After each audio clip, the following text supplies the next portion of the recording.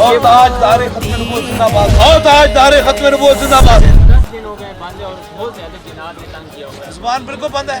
ये आपस में क्या लगते हैं? आपस में कुछ भी नहीं है, इन्होंने घर में ये रखा हुआ है अपना बेटा का।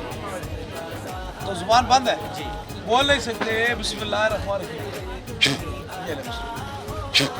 और ताजदार खत्म नबूवत जिंदाबाद, और ताजदार खत्म नबूवत जिंदाबाद, जिंदाबाद, और ताजदार खत्म नबूवत ताजदार खत्म नबूवत जिंदाबाद जिंदाबाद। जिंदाबाद। आप बोलो,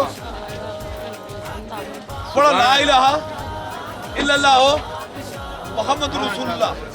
कितना टाइम से जुबान बंद थी? कितना टाइम से जुबान बंद थी? 10 दिन हो गए थे, बिल्कुल नहीं बोला। आज पहली मरतबा बोला है। फिर हुजूर जिंदाबाद है ना, तो मुनकर मुर्दाबाद है ना।